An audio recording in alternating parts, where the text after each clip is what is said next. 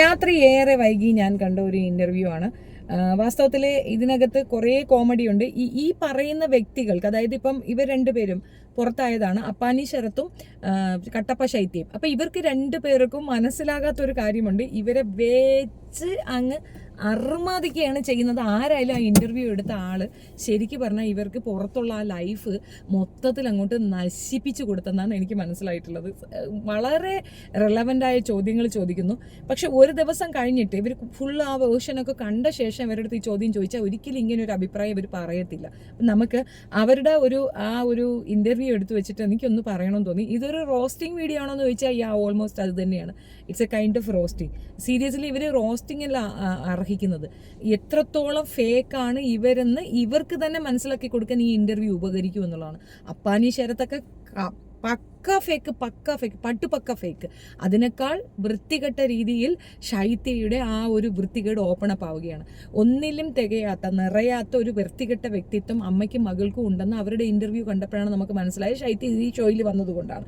രണ്ടാമത്തെ ഒരു കാര്യം എന്തെന്ന് പറഞ്ഞു കഴിഞ്ഞാൽ, ഈ പെണ്ണ് അവിടെയും തൂങ്ങും ഇവിടെയും തൂങ്ങും, നല്ല ഒരു കുഷ്മൺ, ഒരു പാഷാണത്തി കൃമിയാണ് എന്നുള്ളതും ഇതിനകത്തൂടെ വ്യക്തമാണ്. ഞാൻ കൂടുതൽ ഡെപ്തിൽ പോകുന്നത് നമുക്ക് അവരുടെ വാക്കുകളിൽ കൂടെ തന്നെ അവർക്കിട്ട് പറയാം. കുതന്ത്രങ്ങൾ നെയ്തില്ല. ഞാൻ വളരെ ജെന്യുവിനായിട്ട് തന്നെയാണ് നിന്നത്. ഞാൻ ഇതുവരെയും സത്യം പറയുന്ന ഇതുവരെയും ഒരു തന്ത്രപൂർവ്വം പണി കൊടുത്ത് ആരെങ്കിലും ഔട്ടാക്കണം എന്നൊന്നും ഞാൻ ചിന്തിച്ചിട്ടില്ല. അങ്ങനെയുള്ള ഗെയിം പ്ലാനുകളൊന്നും ഞാൻ ചെയ്തില്ല. വളരെ ജെന്യുവിനായിട്ട് തന്നെയാണ് ഞാൻ നിന്നിരുന്നത്. എപ്പോഴും എനിക്ക് എടുത്തു പറയാനുള്ള കാര്യം, ഞാൻ ഒരിക്കലും ഒരാളെയും തകർക്കാൻ വേണ്ടിയിട്ടോ അല്ലെങ്കിൽ മനഃപൂർവ്വമായിട്ടോ അവർക്കൊരു പ്ലാനിങ് കൊടുത്ത് ഒരു പണി കൊടുത്ത് അങ്ങനെയൊന്നുമില്ല. കണ്ണിൽ കാണുന്ന വിഷയങ്ങളിൽ പരമാവധി ഇടപെട്ട് ശബ്ദമുയർത്തേണ്ടടുത്ത് ശബ്ദമുയർത്തുകയും കാര്യങ്ങളൊക്കെ ചെയ്തു. ഞാൻ എപ്പോഴും ഒരു കുഴപ്പക്കാരനായിട്ടായിരുന്നു എല്ലാവരും എന്നെ. എന്തുകൊണ്ടായിരിക്കും എവിക്റ്റ് ആയത്? അതാണല്ലോ ഇപ്പോഴത്തെ നമ്മുടെ റിയാലിറ്റി എന്ന് പറയുന്നത്. എനിക്ക് തോന്നിയ കാര്യം എന്ന് വെച്ച് കഴിഞ്ഞാൽ, എൻ്റെ പെർഫോമൻസ് മോശമായതുകൊണ്ടല്ല ഞാൻ ഒരിക്കലും എവിക്റ്റ് ആയത്. ഞാൻ ഇന്ന ദിവസങ്ങളിലെല്ലാം ഞാൻ ആ വീട്ടിലുണ്ടെന്നുള്ളത് ഞാൻ കാണിച്ചിട്ടുണ്ടെന്നാണ് എൻ്റെ വിശ്വാസം. പക്ഷേ നമ്പർ ഓഫ് ആൾക്കാർ കൂടിയപ്പോൾ എൻ്റെ വോട്ടുകൾ സ്പ്ലിറ്റായി പോയി കാണാം എന്ന്. അതായിരിക്കും എനിക്ക് മെയിനുള്ള റീസൺ. അല്ല, നമുക്ക് ഇങ്ങനെ പറയാലോ, നമ്മളെക്കാളും കുറച്ചും കൂടെ മേലെ പോയി മറ്റുള്ളവരുടെ പെർഫോമൻസ് അങ്ങനെ ആവാലോ. എനിക്ക് അങ്ങനെ തോന്നിയിട്ടില്ല. കുറച്ച് ഡ്രാമകൾ അവിടെ നടക്കുന്നുണ്ടായിരുന്നു. ആ ഡ്രാമയിലൊന്നും ഞാൻ പോയി പെട്ടിട്ടില്ല. ഇപ്പോൾ ക്യാമറകൾ നോക്കിയിട്ട് ഞാൻ ക്യാമറ മുമ്പിൽ അഭിനയിച്ച് വന്ന ഒരാളാണ്. അപ്പോൾ എനിക്ക് നല്ലോണം അറിയാം ഒരു ക്യാമറയിൽ നിന്നിട്ട് എങ്ങനെ പെർഫോം ചെയ്യണം എനിക്ക് വൃത്തിയായിട്ട് അറിയാം. പക്ഷേ ഞാൻ അതിനകത്ത് പെർഫോമൻസ് ചെയ്തിട്ടില്ല. ആർട്ടിഫിഷ്യാലിറ്റി ആയിട്ട് പെർഫോമൻസ് എന്നെ ഫോക്കസ് കിട്ടാനായിട്ട് ഞാൻ പെർഫോമൻസ് ചെയ്തിട്ടില്ല. ഞാനായിട്ട് നിന്നിട്ടുള്ളൂ. ഞാനായിട്ട് മാത്രമേ നിന്നിട്ടുള്ളൂ. ഒരുപക്ഷെ ആ പെർഫോമൻസ് ബാക്കിയുള്ളവർക്ക് മനസ്സിലാകാത്തത് കൊണ്ടാണെന്ന്.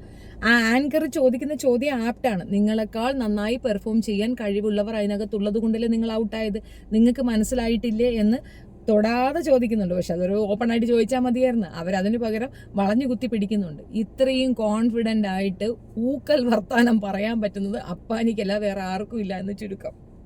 കുറച്ച് അനുമോളുടെ നിളയോ എനിക്ക്, അതായത് ഒരു തേർഡ് പേഴ്സൺ പറഞ്ഞു കഴിഞ്ഞപ്പോഴാണ് ഹൗസിനകത്ത് തന്നെ അനുമോളുടെ പി എന്നാണ് പറഞ്ഞുകൊണ്ടിരിക്കുന്നത് എല്ലാവരും. ആക്ച്വലി അങ്ങനെ അല്ലായിരുന്നു. എനിക്കറിയില്ല, എനിക്ക് ആ ഒരു ഗെയിം നന്നായിട്ട് കളിക്കാൻ പറ്റിയില്ല. അതെനിക്ക് പുറത്തിറങ്ങി കഴിഞ്ഞപ്പോഴാണ് എനിക്ക് ഫീൽ ചെയ്തത്. പല ഡ്രാമാസിലും ഞാൻ പെട്ടുപോയ പോലെ എനിക്ക് ഫീൽ ചെയ്തു. ശൈത്യ എന്ന് പറഞ്ഞൊരു അഡ്വക്കേറ്റ്, അനുമോളെ അഡ്വക്കേറ്റ് ചെയ്യാൻ പോയ പോലെ അനുമോള് പറയുന്ന കാര്യങ്ങൾക്കും അതൊരു റീസൺ ആയിരിക്കും. അങ്ങനല്ല, ഞാൻ ഒരാളിൽ മാത്രം ഒതുങ്ങിയ പോലെ എനിക്ക് ഫീൽ ചെയ്തിട്ടുണ്ട്.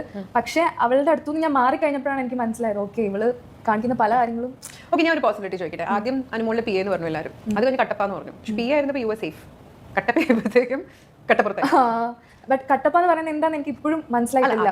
ഒരു മിസ്അണ്ടർസ്റ്റാൻഡിങ് നമ്മൾ എപ്പിസോഡിൽ അത് തീർത്തു. പക്ഷെ എന്നാലും ഇനി അതായിരിക്കും ഒരു പക്ഷേ, കാരണം നമുക്ക് നമ്മളോട് കള്ളം പറയാൻ പറ്റില്ലല്ലേ. ഞാൻ ആക്ച്വലി ജെന്യൂൻ ആയിട്ട് നിന്നിട്ടുള്ളൂ. അവളുടെ അടുത്താണെങ്കിൽ ആ ഒരു ഫ്രണ്ട്ഷിപ്പ് ജെന്യൂൻ ആയിട്ട് നിന്നിട്ടുള്ളൂ. ബട്ട് അവള് കുറച്ച് ഫേക്ക് ആയ പോലെ എനിക്ക് ഫീൽ ചെയ്യാൻ തുടങ്ങി. ഇപ്പൊ എന്തെങ്കിലും ഒരു പ്രോബ്ലം ആണെങ്കിൽ പോലും അത് പറഞ്ഞ് സോൾവ് ചെയ്യാൻ നോക്കിയില്ല. ആക്ച്വലി ഒരു ഫേക്ക് ആണോ എനിക്ക് തോന്നുന്നുണ്ട്. യെസ്, അതായത് ഇങ്ങനെ വെറുതെ കണ്ടന്റ് കൊടുക്കുക എന്നുള്ള മാത്രം ഫോക്കസ് ചെയ്ത്. അതെ, കാര്യം രാത്രി ഞങ്ങൾ തമ്മിൽ കിടന്നുറങ്ങുമ്പോഴും നാളെ എന്ത് കണ്ടന്റ് ഉണ്ടാക്കും അല്ലെങ്കിൽ നാളെ എന്താണ് ചെയ്യാൻ ഉണ്ടായിരുന്നു. അവൾ ചോദിക്കുന്ന കട്ടപ്പ എന്ന് പറയണത് എന്താണ് എന്ന ചോദ്യമാണ്. ഈ ഒരൊറ്റ ആൻസറിൽ തന്നെ കട്ടപ്പയാണെന്ന് തെളിഞ്ഞില്ലേ?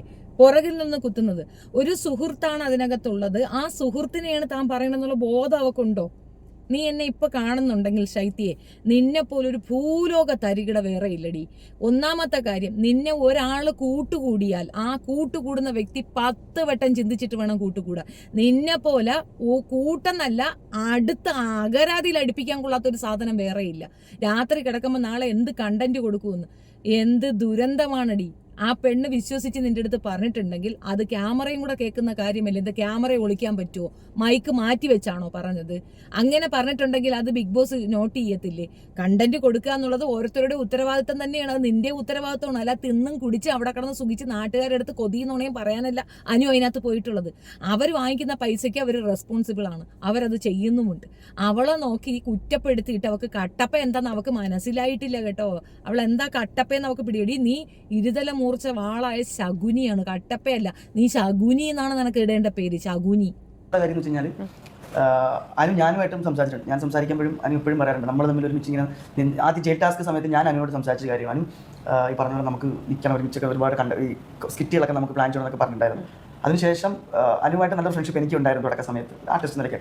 പക്ഷേ എവിടെയൊക്കെയോ അനു കാണിക്കുന്നതിലും അനു പറയുന്നതിലും അത് സിൻസിയർ അല്ല എന്ന് തോന്നിയത് കൊണ്ടാണ് ഞാനും അനുമായിട്ടൊരു വഴക്കിനും കാരണമായത്. അല്ല, ഇപ്പൊ അപ്പാനിന്റെ കേസ് തന്നെ പറയുമ്പോൾ ആദ്യം അപ്പാനി നമുക്ക് ഇങ്ങനെ കാണുമ്പോഴേ 1-to-1 അനീഷിനെ മാത്രം ടാർഗറ്റ് ചെയ്ത് പോയ പോലെ തോന്നി. അനീഷ് ഒരു പോയിന്റിൽ അനീഷ് ഡൗൺ ആയി പതുക്കെ അനുമോൾ കയറാൻ തുടങ്ങുമ്പോൾ അനുമോളെ ടാർഗറ്റ് ചെയ്ത പോലെ നമ്മൾ ഈ മറ്റേ ഫുട്ബോളിലൊക്കെ 1-to-1 കറക്റ്റ് ആയിട്ടാണ് ആ ആങ്കർ പറയുന്നത്, കൃത്യമായ കാര്യമാണ്. ആദ്യം അനീഷിനെ, കാരണം അനീഷാണോ മുങ്ങി നിൽക്കുന്നത്, അയാൾ പൊങ്ങി വരുമോ എന്നുള്ള ഭയം, സ്ക്രീൻ സ്പേസ് അയാൾക്കാണോ എങ്കിൽ അയാൾക്കിട്ട് കുത്താം, അടുത്ത അനുമോൾക്കിട്ട് കുത്താം.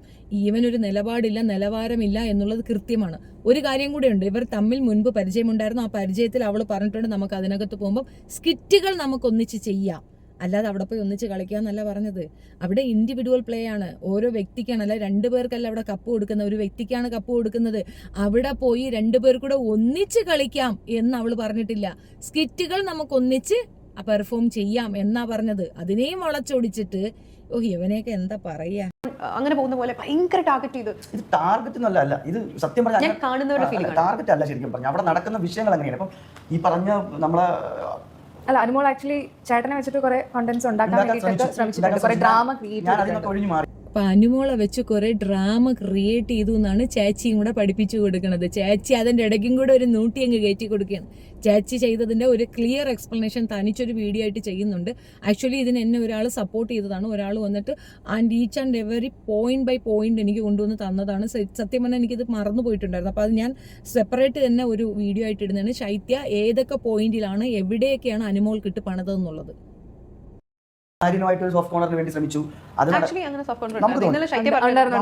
ഇതെല്ലാം ഈ ഞങ്ങള് നൈറ്റ് കിടക്കുമ്പോഴായിരിക്കും ഇത് സംസാരിക്കുന്നത്. അപ്പൊ ആ സമയത്തൊക്കെ ആ ഒരു നിന്റെ മൊയ്തീൻ അതിന്റെ ആ ഒരു സീൻ കഴിഞ്ഞപ്പോഴേക്കും ഞാൻ അവളുടെ ഇങ്ങനെ വെറുതെ കളിയാക്കാൻ തുടങ്ങി. അപ്പൊ എനിക്കൊരു ഡൗട്ട്, ഒരു പോയിന്റ് എത്തിയപ്പോൾ ഇവരിനി ലവ് ട്രാക്ക് പിടിക്കുവാണോ. അത് കഴിഞ്ഞപ്പോൾ ഇവള് കിടക്കുന്ന സമയത്ത് എന്നോട് പറഞ്ഞു എനിക്ക് ചെറിയൊരു ഇഷ്ടമുണ്ട്. അപ്പൊ ഞാൻ അതിന്റെ ഇവള് പെട്ടെന്ന് ഇങ്ങനെ ലവ് ട്രാക്കിലേക്ക് തന്നെ പോകാനാണോ എന്നൊരു ഡൗട്ട് തോന്നി. കുറച്ച് കഴിഞ്ഞപ്പോൾ എനിക്ക് ഒരു 1 വീക്ക് കഴിഞ്ഞപ്പോൾ അവള് തന്നെ ഇത് ചെറിയ ചെക്കനാ, 23 വയസ്സേ ഉള്ളൂ, എനിക്ക് 30 വയസ്സേ ഉള്ളൂ. അതിനെനിക്ക് കാര്യം ഇവള് ഡബിൾ സ്റ്റാൻഡേർഡ്. ആക്ച്വലി ശൈത്യക്ക് ആര്യനെ നോട്ടം ഉണ്ടായിരുന്നു. ആര്യനെ കിട്ടാതിരിക്കാൻ ചാൻസ് ഉള്ള ഒരേ ഒരു കാര്യം, അവിടെ ഏറ്റവും സുന്ദരി എന്ന് പറയുന്നത് അനുമോളാണ്. അനുമോൾ അടിച്ചുകൊണ്ട് പോകുമോ എന്നുള്ള സംശയം കൊണ്ടാണ് ശൈത്യ അവളോട് ഇത് ചോണ്ടി ചോദിച്ചപ്പോൾ അവൾ അവനോട് ഇഷ്ടമുണ്ടെന്ന് പറഞ്ഞു. അതൊരു കൊച്ചു ചെറുക്കനാണ് എന്നുള്ളതിന്റെ ഇഷ്ടമേ ഉള്ളൂ, അല്ലാതെ ഒരു പ്രണയത്തിലേക്ക് കൊണ്ടുപോകാൻ, ആര്യനെ അങ്ങനെ ഒരു രീതിയിലേക്ക് കൊണ്ടുപോകാൻ അനുമോൾ ഒരിക്കൽ പോലും ചിന്തിച്ചിട്ടുള്ളതായിട്ട് എനിക്ക് ഫീൽ ചെയ്തിട്ടില്ല. ഞാൻ ഡേ 1 തൊട്ട് കാണുന്നതാണ്. ഒരു കാരണവശാലും ഒരിടത്ത് പോലും ആര്യനോട് അങ്ങനെ ഒരു ആറ്റിറ്റ്യൂഡ് അനു കാണിച്ചിട്ടില്ല. പക്ഷേ ഒരു ചെല്ലച്ചണ്ട ഉണ്ടായിരുന്നു, ഒരു ക്യൂട്ട്നെസ്സിന്റെ ഒരു ഇത് അവനോട് കാണിക്കുന്നുണ്ടായിരുന്നു. ചെറിയ പയ്യനാണെന്നുള്ള കൺസേൺ അനുമോള് കൊടുക്കുന്നുണ്ടായിരുന്നു. ആ ഒരു കൺസേണിൽ അവർ തമ്മിൽ നല്ലൊരു ബോണ്ടിങ് ഉണ്ട് എന്നുള്ളത് വ്യക്തമാണ്. അതിൽ കുത്തി നോവിയത് ശൈത്യയ്ക്കും ഈ ജിസേലിനുമാണെങ്കിൽ ഇവർക്ക് രണ്ടുപേർക്കും ആര്യനിൽ കണ്ണുള്ളത് കൊണ്ടാണ്. ആര്യനോട് പലപ്പോഴും അനുമോൾ പറഞ്ഞത് എടാ വയസ്സിന് മൂത്തോരെ പ്രേമിക്കാൻ നടക്കുന്ന വൃത്തികെട്ടവനെ എന്ന്. അപ്പോൾ പ്രൊപ്പോസൽ മുന്നോട്ട് വെച്ചത് ആര്യനാണെന്ന് ആ വാക്കുകളിൽ നിന്ന് വ്യക്തമാണ്. ആ പെൺകുട്ടി ആകെ ബ്രെയിൻ ഇതായിട്ടിരിക്കുന്നതുകൊണ്ട്, ആകെ ഔട്ടായിരിക്കുന്നത് കൊണ്ടാണ് അവൾ പറയാത്തത്. പക്ഷെ പുറത്തു വരുമ്പോൾ ഇന്റർവ്യൂകളിൽ അനുമോൾ ഇത് വ്യക്തമായി പറയുക തന്നെ ചെയ്യണം. കാരണം അനുമോളുടെ ഡിഗ്നിറ്റിയെ ബാധിക്കുന്ന ഒരു കാര്യമാണ് ഈ 2 രാക്ഷസികൾ ചേർന്ന് അനുമോളുടെ ലൈഫിൽ ചെയ്തിട്ടുള്ളത്. പ്രത്യേകിച്ച് ശൈത്യ എന്ന് പറയുന്ന വെടക്ക് മുതൽ ഏറ്റവും വൃത്തികെട്ട രീതിയിൽ അനുമോളെ ഡീഗ്രേഡ് ചെയ്തതിന്റെ പിന്നിൽ അനുമോൾക്കോടുള്ള ഭയങ്കരമായ അസൂയ ഒന്നുകൊണ്ട് മാത്രമാണ്. ഇവള് കട്ടപ്പയല്ല, ശകുനിയാണ്. ശകുനി ശരിക്കും അനുവിനാണ് ആരെങ്കിലൊക്കെ വേണ്ടത്. ഇപ്പൊ ആരും ചാത്തം ഭാവം എടുത്തുകൊണ്ട് നടക്കുന്നത്. അതൊരു കോണ്ടന്റ് പോലെ അതിന് ഞങ്ങൾ അത് ശരിക്കും ഞാൻ വിചാരിച്ചത് അത് എടുത്ത് പുറത്തറിയുന്ന ആദ്യം വിചാരിച്ചു. പിന്നെ ഞാൻ വിചാരിച്ചു അത് ബിഗ് ബോസ് എനിക്ക് എന്തെങ്കിലും പ്രശ്നം ഉണ്ടാകുമ്പോൾ വിചാരിച്ചിട്ടാണ് ഞാൻ അതിനെ കാല് കെട്ടി തൂക്കിയിടാറുള്ളത്. എന്റെ പ്ലാനിങ് ആയിരുന്നു. അതിലൊന്നും എനിക്ക് ജെന്യുവനായിട്ട് ഫീൽ ചെയ്തില്ല. ഫുൾ അല്ല നമുക്ക് പാവയ്ക്ക് ഇപ്പോഴല്ലേ കിട്ടി കാര്യം 1 മാസം ഉണ്ടായിരുന്നല്ലോ. ഇപ്പം അനുവുമായിട്ട് എന്തെങ്കിലും വഴക്ക് നമ്മൾ ഉണ്ടാക്കി കഴിഞ്ഞാൽ ഉറപ്പായിട്ടും അനുവുമായിട്ട് സ്കൂളിൽ ഇരിക്കുന്ന ആൾക്കാർ അനുമായിട്ട് ചേർന്നിട്ട് അവർ തെറ്റിദ്ധാരണ ഉണ്ടാക്കും. എന്നെ കുറിച്ചും പല തെറ്റിദ്ധാരണകളും അനു ഉണ്ടാക്കിയിട്ടുണ്ട്. അത് ശൈത്യം ഉൾപ്പെടെ എന്നോട് നേരിട്ട് ഒന്ന് പറഞ്ഞിട്ടുള്ളൂ. ചേട്ടനെ കുറിച്ച് ഇങ്ങനെ എനിക്കതൊരു ഭയങ്കര റിഗ്രറ്റ് തോന്നിയിട്ട് ഞാൻ സംസാരിച്ചു. അതിന്റെ പേര് റിഗ്രറ്റ് എന്നല്ല, കൂട്ടിക്കൊടുപ്പെന്ന. ആ പെണ്ണിന്റെ ഒപ്പം ഇരുന്നു കൊണ്ട് ആ വിഷയത്തിൽ കൂടുതൽ ആധികാരികമായി സംസാരിച്ചത് ഇവളാണ്. എടുത്ത് അവൾക്ക് ഇത് ഇട്ടുകൊടുത്തത് പോലും അനുമോളിനോട് ഈ നൂട്ടിക്കൊടുപ്പ് പോലും കൊടുത്തത് ശൈത്യയാണ്. എന്നിട്ട് തന്റെ ഭാഗം സേഫ് ആക്കാൻ വേണ്ടിയിട്ട് നേരിട്ട് വന്ന് അപ്പാനിയോട് ആ വിവരം പറഞ്ഞു കൊടുക്കുന്നു. ഓർത്തു നോക്കൂ, ഇവർ തമ്മിൽ സൗഹൃദമായിരുന്നു. റീസെന്റ് സൗഹൃദം തെറ്റിയത്. എന്നിട്ട് അവിടെ പിന്നെ റൂമിലേക്ക് വിടുന്നുണ്ട് ഇവരെ തമ്മിൽ സംസാരിക്കാനായിട്ട്. അവിടെ വെച്ച് ഇവള് ഭയങ്കര അഭിനയം, ഞാൻ നിന്നെ അങ്ങനെ കണ്ടിട്ടില്ലടി ഇങ്ങനെ മോങ്ങി കെട്ടി അവളെ കെട്ടിപ്പിടിച്ച് ആ അഭിനയം മുഴുക്ക കാണിച്ചപ്പം ഇറങ്ങി വന്ന അനുമോൾ പറഞ്ഞൊരു പോയിന്റാണ് കൃത്യം. നീ എന്നെ പഠിപ്പിച്ചൊരു പാഠമുണ്ട്, ഒരാളെയും ഡിപ്പെൻഡ് ചെയ്ത് ജീവിക്കാൻ പാടില്ലാന്ന്. പക്ഷെ അനുമോളെ അങ്ങനെയല്ല, ഇവൾ പഠിപ്പിച്ചൊരു പാഠം, ഏറ്റവും വലിയ പാഠം എന്താണെന്ന് അറിയാമോ? ഒരു സുഹൃത്തുക്കളെയും ഇന്റിമേറ്റായി നമ്മൾ മനസ്സിലേക്ക് എടുക്കരുത്, വിശ്വസിക്കരുത്. സൗഹൃദമേ കളവാണെന്നാണ് ഈ നാറി സ്ത്രീ പഠിപ്പിച്ചത്. ഈ നാറി സ്ത്രീ പഠിപ്പിച്ചത് അതാണ്. ഇത്രയും വൃത്തികെട്ടൊരു കാര്യം. അപ്പാനിക്ക് ദേഷ്യമുണ്ടെന്ന് പറയാം, പക്ഷെ ഇവൾ കൂട്ടുകൂടി കൂടെ ഇരുന്ന് കുതികാൽ വെട്ടിയല്ലേ. അപ്പാനി നമുക്ക് ശത്രുവാണെന്ന് പറയാം, നമുക്ക് ശത്രുവിനോട് തോന്നുന്ന ദേഷ്യമല്ല, കൂടെ നിന്ന് ചതിക്കുന്ന സുഹൃത്തിനോട് തോന്നുന്നത്. സുഹൃത്തെന്ന് പറയരുത്. ഇവളെ സുഹൃത്തായി ആരും അടുപ്പിക്കുക പോലും ചെയ്യരുത്. എൻ്റെ റിക്വസ്റ്റ് ആണ്. കാരണം ഒരു ഷോയിൽ പോലും അവൾക്കത് കീപ്പ് ചെയ്യാൻ പറ്റില്ല. അവന് ജീവിതത്തിൽ എന്തെല്ലാം പാരകൾ വെക്കുമെന്ന് ഓർത്ത് നോക്ക്. അസൂയ ഒന്നുകൊണ്ട് മാത്രമാണ് അനുവിനെ ഇവളി കൂട്ടുകൂടിയതും അനുവിനിട്ട് പണിതതും. കൂടെ നിന്ന് ചതിച്ച കുതികാൽ വെട്ടിയ രാക്ഷസിയാണ്. നോക്ക്, അവ ഇരുന്ന് പറയുമ്പോൾ അവന്റെ ഒപ്പം ഇരുന്ന് കൊണ്ട് തലയാട്ടി കാണിച്ചു കൊടുക്കുന്ന വേല. തോന്നിയൊരു കാര്യം, ശൈത്യയും അനുവും ഭയങ്കര കമ്പനിയായിരുന്നു തുടക്കത്തിൽ. അത് കഴിഞ്ഞ് നിങ്ങൾ രണ്ടുപേരും കൂടി ജിസേലിനെ കുറ്റം പറഞ്ഞിട്ടുണ്ട്. പറഞ്ഞിട്ടുണ്ട്. അത് ആ ഒരു സ്വേച്ഛാധിപതി എന്ന് പറഞ്ഞ ആ ഒരു ടാസ്കിന്റെ സമയത്ത് അല്ല, അത് എപ്പോഴാണ് അത് കഴിഞ്ഞ് ലാലേട്ടന്റെ എപ്പിസോഡ് വന്നപ്പോഴത്തേക്കും ശൈത്യ പറഞ്ഞു, അയ്യോ എനിക്കൊന്നും മനസ്സിലായിട്ടില്ല, ഞാൻ പറഞ്ഞിട്ടില്ല, എനിക്ക് എന്താ പറയുന്നത് എനിക്ക് മനസ്സിലായില്ല. അങ്ങനെ എന്തോ ഒരു കൺഫ്യൂഷൻ പറഞ്ഞു. അതാ ഒരു വാക്ക് വിളിച്ചിട്ടുണ്ടായിരുന്നു എല്ലാവരും കൂടി, ബോയ് ഫ്രണ്ട് ആണെന്നുള്ള സാധനം. അപ്പൊ ഇവൾ പറയുന്ന സാധനം ഞാൻ കുറെയൊക്കെ ശ്രദ്ധിച്ചു, പിന്നെ ഇവളെന്താ പറഞ്ഞത് ഞാൻ ശ്രദ്ധിച്ചില്ല. അപ്പൊ ആ സമയത്ത് ഈ ഒരു വേർഡ് വന്നത് ഞാൻ ശ്രദ്ധിച്ചിട്ടില്ല. അത് കഴിഞ്ഞപ്പോഴാണ് വിഷ്വൽ കണ്ടപ്പോഴേക്കും ഞാൻ ഞാനെന്താ മൈൻഡ് ഔട്ട് ആയിട്ട് ഇരുന്നേ. ഇവിടുത്തെ ആണുങ്ങൾ മുഴുവൻ അതന്നെ ആ ഒരു വാക്ക് പറഞ്ഞ സമയത്ത് അതെനിക്ക് ഓർമ്മയുണ്ടോ. പക്ഷെ എന്താ വെച്ചാൽ ആ സമയത്തൊക്കെ നമ്മളൊരു പ്രേക്ഷകൻ എന്നുള്ള, ഞാനടക്കം നമ്മൾ എല്ലാവരും പ്രേക്ഷകരാണ്. നമ്മളൊരാളെ വിലയിരുത്തുന്ന, ജഡ്ജ് ചെയ്യുന്ന അതൊക്കെ കാണുമ്പോഴാണല്ലോ ഇയാൾക്കൊരു നിലപാടില്ല എന്ന് നമുക്ക് ഓട്ടോമാറ്റിക്കലി തോന്നുമല്ലോ. കൃത്യമായിട്ട് ആ ഒരു ആങ്കർ അത് പറഞ്ഞു കൊടുത്തിട്ട് ഊക്കാണെന്ന് നമുക്ക് മനസ്സിലായിട്ടില്ല. ചപ്പപ്പപ്പ അവക്കൊപ്പം ചേർന്നിരുന്നു കൊണ്ട് ഏറ്റവും വൃത്തികെട്ട രീതിയിൽ അവിടെയുള്ള ആണുങ്ങളെല്ലാം മൊണ്ണയാണെന്ന് അവള് പറയുമ്പോൾ ആ മൊണ്ണത്തരം കേറ്റു പറയുകയും ജിസേലിനെ കുറ്റപ്പെടുത്തുകയൊക്കെ ചെയ്തപ്പോൾ മോഹൻലാൽ വന്നപ്പോൾ കൈ കഴുകിയത് കൊണ്ടാണെടി നിന്നെ കട്ടപ്പ എന്ന് വിളിച്ചത്. എടി കൂടെ നിന്ന് പിന്നിൽ കുത്തിയതിനാണെടി കട്ടപ്പ എന്ന് വിളിച്ചത്. എനിക്ക് കട്ടപ്പ എന്താന്ന് മനസ്സിലായില്ലേടി? ഇതാണ് കട്ടപ്പ.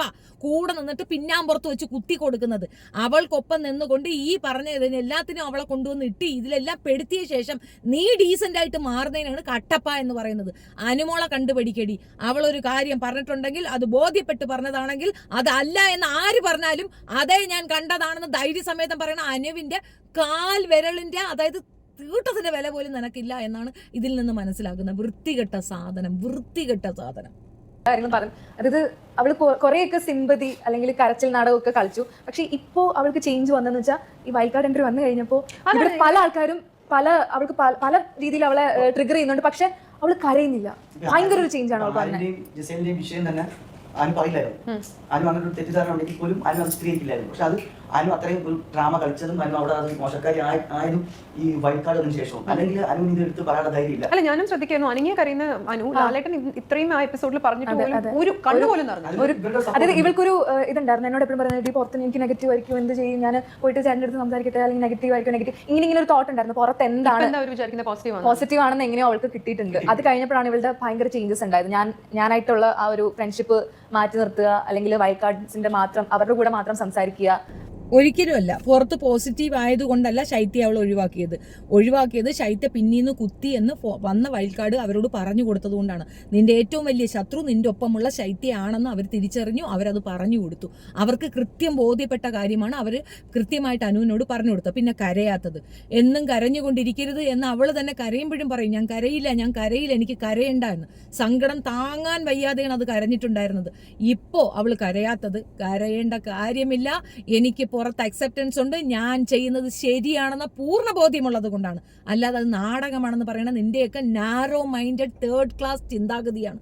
അല്ലാതെ ഒരു പെണ്ണ് കരഞ്ഞുകൊണ്ടിരിക്കുന്നത് കാണുമ്പം അതിൽ സന്തോഷം ഭവിച്ചിരുന്ന നിനക്കൊക്കെ അവൾ സ്ട്രെങ്തായി കരയില്ല എന്ന് ഉറച്ച് തീരുമാനം എടുത്തിട്ടുണ്ടെങ്കിൽ അവിടെ കരച്ചിൽ കാർഡ് ഇറക്കി എനിക്ക് വിൻ ചെയ്യണ്ട എന്നുള്ള അവളുടെ ഉത്തമ ബോധ്യമാണ്.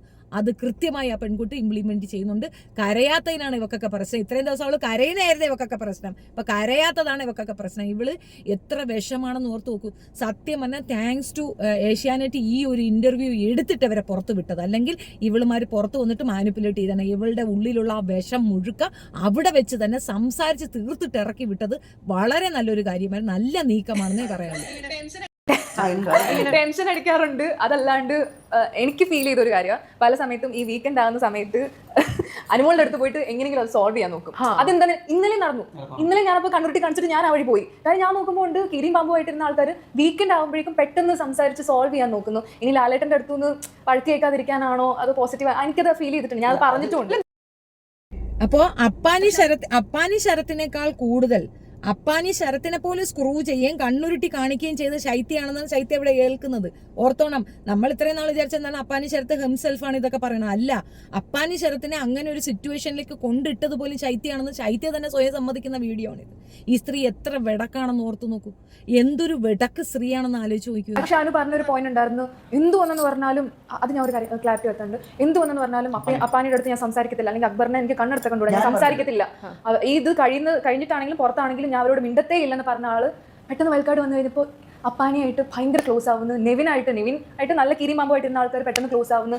അവർക്ക് ഇത് പ്യോർലി വോട്ടിങ്ങിലാണ് നമ്മൾ നിൽക്കുന്നത്, അല്ലാതെ നമ്മൾ ഒരു മാനിപ്പുലേഷനും ഇല്ല. എല്ലാ വോട്ടും നമ്മൾ ഓഡിറ്റ് 100% അവള് എല്ലാവരുമായി കോംപ്രമൈസ് ആയിട്ടുണ്ടെങ്കിൽ അത് അപ്പാനിയോട് അവൾ കൊടുത്ത കൺസേൺ ആണ്. കാരണം അപ്പാനിക്ക് നെഗറ്റീവാണ് പുറത്തെന്ന് മനസ്സിലാക്കിക്കൊണ്ടൊരു നല്ല സുഹൃത്തായിട്ടാണ് അനു അവിടെ പ്ലേ ചെയ്തിരിക്കുന്നത്.